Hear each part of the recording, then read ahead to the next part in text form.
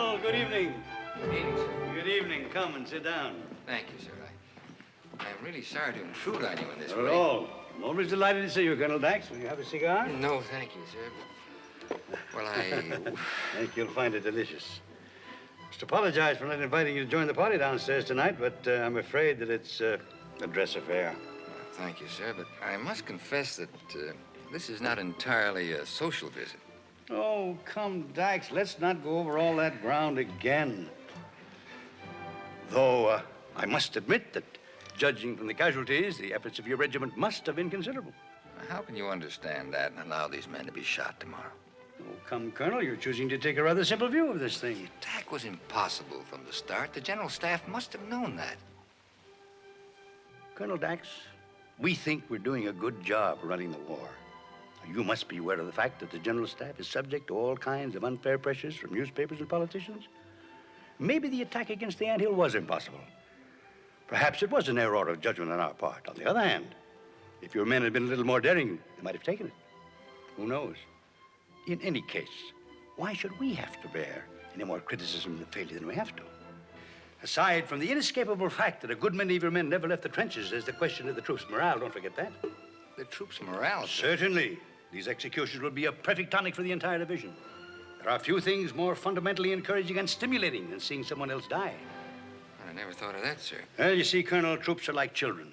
Just as a child wants his father to be firm, troops crave discipline. I see. And one way to maintain discipline is to shoot a man now and then. May I ask, do you sincerely believe all the things you've just said?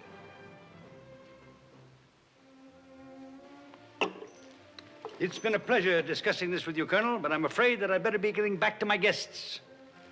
Forgive me for having kept you from your party. Well, by the way, sir, have you heard that General Mireau ordered his own battery commander, Captain Rousseau, to open fire on his own positions during the attack? Well, of course, the captain refused without a written order. But General Mireau demanded that he commence firing on our own trenches. Again, Rousseau refused without an order in writing, but again he was ordered, and again he refused. All in front of witnesses. Do you actually believe this fantastic story? Here are copies of the sworn statements from all the principals involved. Battery Commander Rousseau, Captain Nichols, the artillery spotter, the telephone clerk, and my own deposition. What has all this got to do with the charge against the condemned prisoners? The general, in a tantrum over the failure of an impossible attack, orders his artillery to fire on his own men.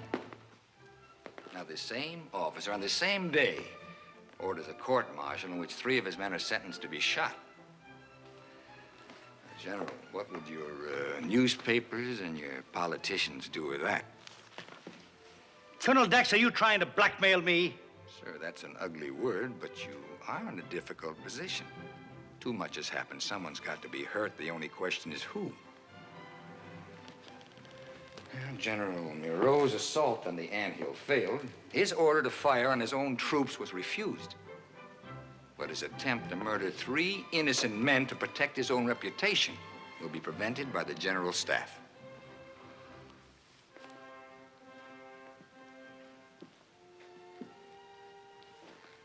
Will you pardon me, Colonel Dax? I've been rude to my guests too long.